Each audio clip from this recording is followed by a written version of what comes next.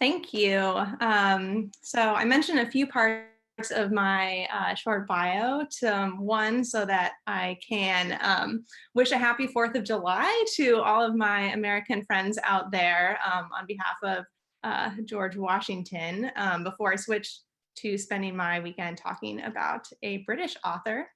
And I mentioned the chronic illness because that is how I came to this topic in disability. So if I can share my screen, potentially.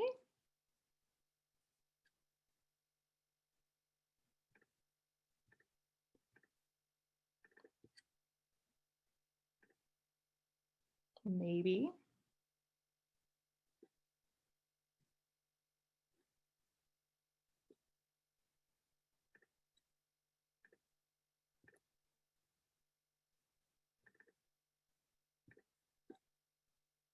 You would think by now I would have had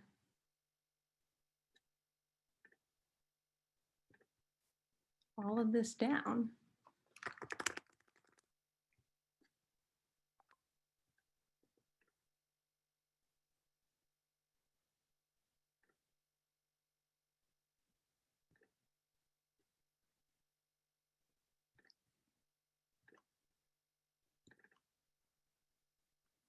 All right, does that seem to be working?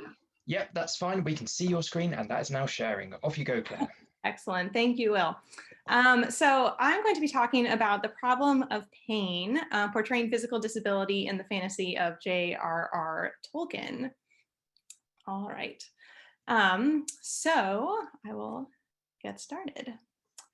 Disability scholars have long noted the abundance of disabled characters in literature, from ancient myths to the most contemporary of novels, characters who portray a wide variety of physical and intellectual disabilities. This established presence of and diversity of disability is as apparent in Middle-earth as it is in any other literary tradition. Tolkien's legendarium features a plethora of characters who exhibit different disabilities, from Nianor's memory loss in the Silmarillion to perhaps Tolkien's most famous example of Frodo in The Lord of the Rings. There has been some great work on this topic. Most focus on Frodo in The Lord of the Rings. There's Michael Livingston's The Shell-Shocked Hobbit, Anna Smoll's Frodo's Body, and Verlyn Flieger's The Body in Question, all of which analyze Frodo's physical and psychological injuries in light of Tolkien's experience in World War I. There are also some great studies that focus on characters from the Silmarillion, such as Irina Metzler's Tolkien and Disability and Victoria Wodzak's Tolkien's Gimpy Heroes, which approach Tolkien's portrayal of disabled characters through a social model of disability.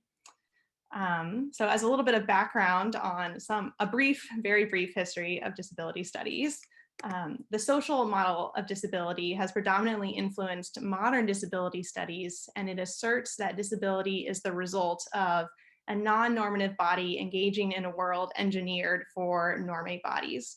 A prime example of this is a wheelchair user encountering stairs. The stairs were designed and built for specific bodies, but access is easily granted to a different type of body by the building of a ramp. The focus of this model then is to acknowledge that the problems that arise from disability are the result of societal constructs based on a specific view of what normal bodies should be able to do. This counteracts an earlier medical model of disability theory. The medical model of disability views physical or intellectual impairments as the cause of limitations for disabled people. Therefore, it is not the stairs that are the problem, but the person's legs, which do not function as they should, according to the medical model. Many disabled people and scholars object to this view because it is based on the premise that there is something wrong with the disabled person and not just different. Recently, however, scholars and disabled people have argued that a strict social model does not present a comprehensive view of disability because it threatens to erase the body by focusing on social environments and not on the physical experience of disability. So disability covers a wide range of conditions and experiences, some of which involve more physical experiences than others. Often, depending on the disability, this physical experience involves momentary or chronic pain, but both the social and medical model of disability have not completely reconciled where pain fits into the disabled experience, how it factors into our understanding of what it can mean to be disabled, how to incorporate it into advocacy, and how to portray pain in representation of disability in literature. So we are going to look at how Tolkien portrays physical pain in the Silmarillion and the Lord of the Rings through the characters of Maethros, Beren, Morgoth, and Frodo as a case study in one author's representation of pain as tied to disability in literature. Because the term disability can apply to so many conditions, I'm going to narrow this analysis down to physical disabilities caused by injuries received during a character's physical and narrative maturity.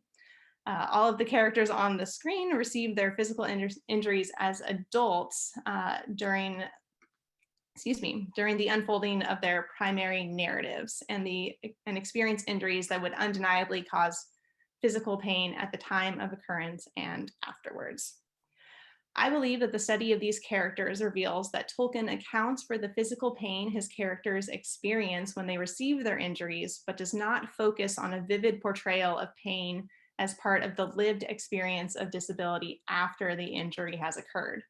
When Tolkien does offer a sustained account of the experience of disability after the fact, physical pain is inherently tied to and predominantly subsumed into the experience of psychological and spiritual pain. So to go into the analysis, Tolkien describes the physical pain of each of the four characters at the moment they receive their injuries in varying detail. Maethros, hanging from a precipice of Thangorodrim by an iron cuff around his wrist, is in enough pain that he begs Fingon to kill him. Fingon, however, severs his hand from his arm, but Tolkien does not include any descriptions of the resulting pain of this act, only writing that Fingon cut off Maethros' hand and Thorondor the eagle bore them away. There is nothing to suggest that Tolkien is denying what can only be an intensely painful physical experience, but in the case of Maethros, Tolkien does not vividly portray the pain associated with having a hand severed from the body. The loss of Beren's hand is very similar. Tolkien describes the pain Carcharoth experiences as the Silmaril burns inside him, but regarding Beren, Tolkien writes only that Beren swooned. There is no accompanying explicit account of the pain of having a wolf bite off your hand with venomous fangs, despite Beren being described as near to death. In the Silmarillion, Tolkien's most direct description of physical pain at the moment of injury occurs when Fingolfin wounds Morgoth. Tolkien writes that Fingolfin wounded Morgoth with 7 wounds, and 7 times Morgoth gave a cry of anguish. In this scene, Morgoth's cries of anguish are a physical reaction to the pain caused by his injury, which might seem like an obvious thing to state, but will become more singular when we analyze the dominant connection between physical injury and psychological pain. Frodo receives multiple physical injuries during his narrative. When the Witch King stabs him on Weathertop, he felt a great pain like a dart of poisoned ice pierce his left shoulder. Like Morgoth, when Fingolfin stabs his foot, Frodo's pain is explicit at the moment the Witch King wounds him. The pain of losing his finger to Gollum's teeth is likewise hinted at through a cry. However, Tolkien does not portray Shelob's attack on Frodo and Cirith Ungol in scene. Sam finds him unconscious and already wounded.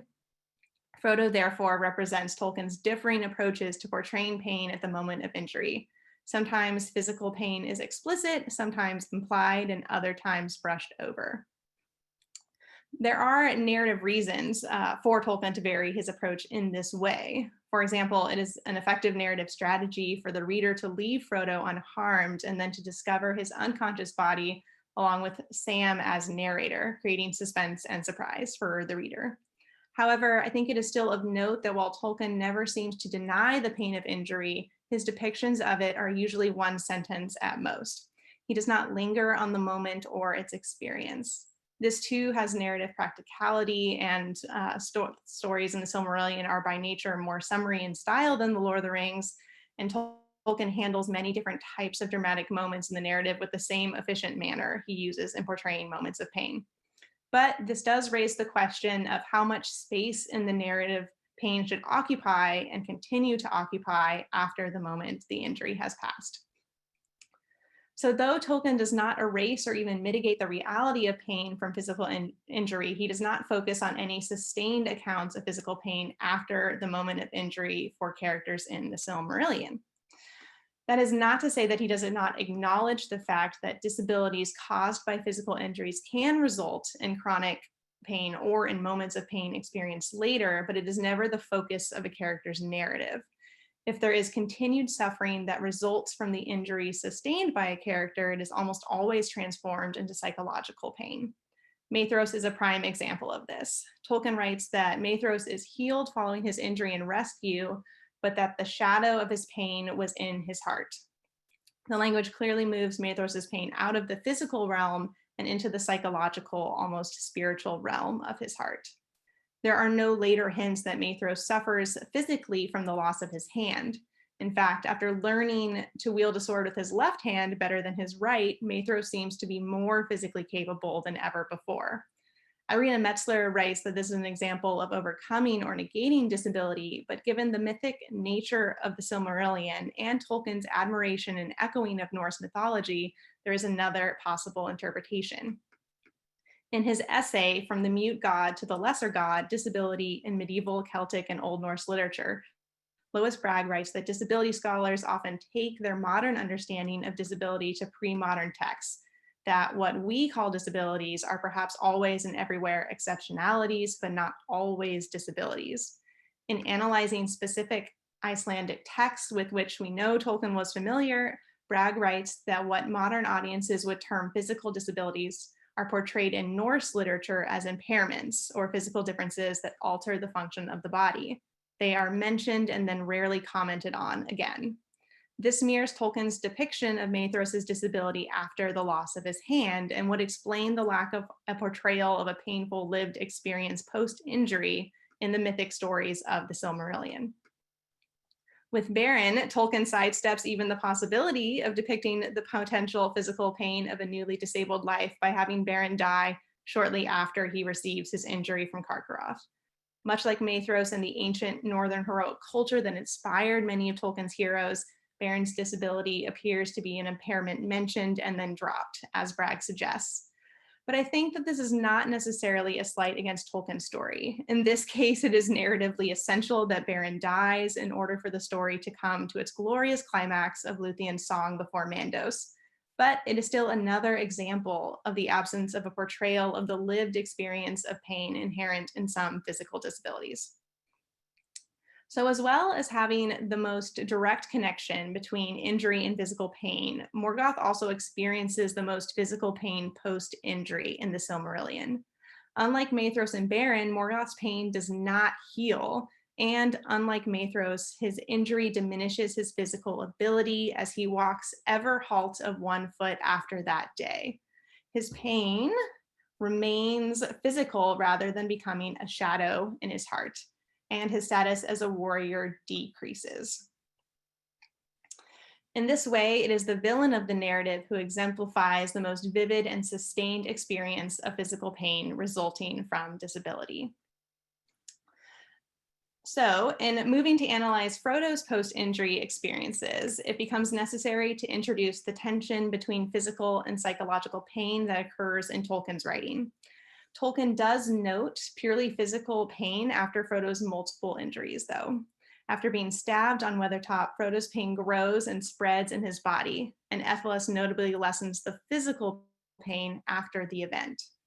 Even after his healing in Rivendell, Frodo experiences pain on the journey back to the Shire and at home in Bag End, both on the anniversary of the injury. These are examples of an undeniable physical experience, but it is impossible to completely disentangle the physical and psychological or even spiritual aspects of Frodo's disability and experience. 2 of his injuries, the stabbing by the Witch King and Gollum's biting off of his finger, have undeniable symbolic meaning. This is noted by Irina Metzler and expounded upon by Anna Small and Verlyn Flieger, so I will not go into more commentary into the spiritual or psychological or metaphorical meaning of this, but I would like to note the relationship between this well-noted symbolic interpretation and Tolkien's portrayal of physical pain. Though Tolkien portrays the physical pain during and after Frodo's injuries, this pain is always tied to, or more often than not, subsumed by the symbolic meaning of Frodo's physicality. On the journey to Rivendell, the cold and wet hand had made Frodo's wound more painful than ever, but Frodo felt that black shapes were advancing to smother him, and a mist seemed to obscure his sight. Frodo's physical pain from the stab wound is always present simultaneously with the mist that darkens his sight and the feeling of approaching shadows. This spiritual wounding is heightened after Frodo's healing at Rivendell, when Gandalf notes that there was a faint change, just a hint, as it were, of transparency about him, and especially about the left hand that lay outside the coverlet. All signs of physical pain are gone, and only the shadow effect remains. Frodo himself may explain this best when he tells Gandalf, "There is no real going back. Though I may come to the Shire, it will not seem the same, or I shall not be the same. I am wounded with knife, sting, and tooth, and a long burden." It is not because of Frodo's scars or phantom physical pain that Frodo decides to sail to Valinor. It is his long burden that continually affects him, as evidenced on his first illness in the Shire, which Frodo explains by saying, "It is gone forever, and now all is dark and empty." Frodo's lasting trauma is psychological and spiritual, despite the reality of the physicality of his injuries. In Frodo, more than any other character, Tolkien integrates a dynamic experience of disability by incorporating the physical, psychological, and, for a devout Catholic, the spiritual pain that can result from specific injuries. My analysis of the tension between the physical and psychological or symbolic experience of pain in the character of Frodo is not intended to be a judgment call on Tolkien's writing. I hope that none of the analyses in this paper are presented as judgments. Rather, I have attempted to draw out the facts of Tolkien's portrayal of pain in the characters of Maethros, Beren, Morgoth, and Frodo, in order to demonstrate that Tolkien did not shy away from depicting the physical pain of injuries, but he did not develop detailed portrayals of the continued lived experience of chronic pain. I do not think that it was ever his intention to do so, though, and he had many narrative reasons for structuring these portrayals as he did. I also believe that Bragg's argument about Norse literature aligns with Tolkien's approach to presenting physical disability in the mythology of the Silmarillion. Likewise, though Frodo's physical pain is not primary in his experience, Tolkien does take it seriously. I also think that disability scholar Michael Berruet is correct when he says that, contrary to previous disability theory approaches, literary representation must be allowed to be read as the site of the figural. It is essential to the story that Frodo's disability extends beyond the physical experience, but we as readers must not neglect the painful physical reality of Frodo's injuries.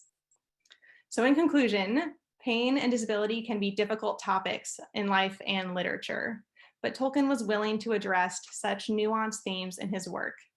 Physical pain is one aspect of some disabled experiences, but one that Tolkien did not deny in the lives of his characters who populated his Middle-earth. But I think there is still much work to be done on disability in Tolkien, and it is my belief that this work will only deepen our understanding and appreciation of Tolkien's legendarium. Thank you. Wonderful. Thank you so much, Claire. Real fascinating insight, not just into one text, but also a range of characters across Tolkien's mythology. So thank you very much. We're going to jump straight into some questions. So our first one, would you say these characters are disabled or impaired, as Maedhros and Beren both continue to do battle, etc., after their disability? Maedhros actually becomes fiercer after his injury. They do not seem to lose any ability, so making it an impairment and not a disability. So that comes back to, is it disabled or is it more of an impairment? Yes, that is a great question. So as a little bit of background, traditionally or historically in disability theory, impairments were used to describe the actual physical or intellectual difference And then disability was a concept more used to describe a person's experience in the world, like social experience in the world of disability. More recently, however, and scholars like Atto Quaison and Michael Berube, they draw less of a distinction between these two things. They use the words interchangeably or kind of marry the concepts more strongly than previously before. And I think that's probably a better approach. So I would consider that they are disabled, but I say that drawing less of a distinction between impairments and disability. And I think that would be accurate in Tolkien because of Tolkien's integration of the physical body and just the physical world with some of the more spiritual, that might not even be the right word for it, but with kind of the more psychological aspects of his characters. Tolkien was very big on the physical world and the physical bodies. So I definitely think we can understand, especially characters like Beren and Maethros, as impaired because they don't seem to experience the same social experience of disability as some characters like Sador or Brandir in the Children of Húrin. So you can draw that distinction. I think where disability scholarship is going, I think we will see that distinction less and less, which I think is the result of a more integrated approach between the social and physical experiences of disability. Amazing, thank you. Really detailed answer there. Okay, let's move on to question number 2. Do you think that Morgoth's pain and disability being among the most visible in the narrative is relevant to him being a villain, as fiction tends to link disability with evil/deviant? Oh, I love this question. And what does that mean in contrast to Frodo's physical pain? Oh, that's a meaty one. Yes, so I definitely think that it's not irrelevant that the most lasting physical experience is the villain. There is obviously a long tradition in disability studies of studying how disability is often portrayed in relation to either moral deviance or just straight up villainy in literature. Shakespeare and Richard III comes to mind. I also think that eventually what that does is kind of invite, and I'm not going to fully go into this because this is an even meatier topic, but it does just invite consideration that Tolkien's world is constructed in a way that includes gods and fate and things like that. And I think in a somewhat religious or even Christian construction of the world, disability figures interestingly into that.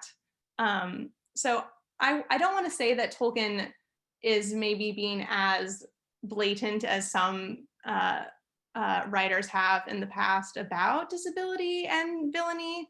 And I, again, from like Cordelia, I'm not really going to go into intention because I do think that objectively Morgoth does have the most obvious experience of physical pain and disability, in that his experience continues to be physical and social after the fact. I'm not going to go as far as to say that was Tolkien's intention, consciously or subconsciously, but I do think that's there. Super, thank you very much. Okay, and a third one, Claire, about the character Nellis from Children of Húrin, Turin's elf friend. Though she's not extensively described, she seems to have certain behaviors that I find that I kind of relate to my students who are autistic, like not standing to close spaces or being terrified of being the center of attention. Could it be possible that Nellis perhaps has this link to autism?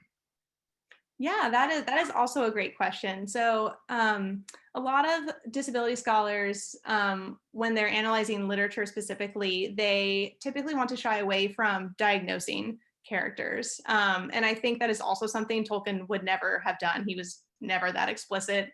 Sometimes to our confusion, he was never that explicit. But one of the interesting things about intellectual or cognitive disabilities in literature is that they often tend to be even less diagnosed or obvious. So I definitely think there's potential to read her character in that way. Again, I can't really say if Tolkien intended her to be like that, but I think that comparison is definitely there. And I will just say, if you are interested in that topic, Michael Berube is the scholar who writes the most about autism in literature, and he has some excellent points both about portraying characters with autism, but also just how writers can use qualities of autism as an intellectual disability in framing their entire book or story without having any characters who actually are disabled, and just structuring the work more widely that way. So yes, I think that's definitely possible. I think she's not the only character in Tolkien who can be read like that as well.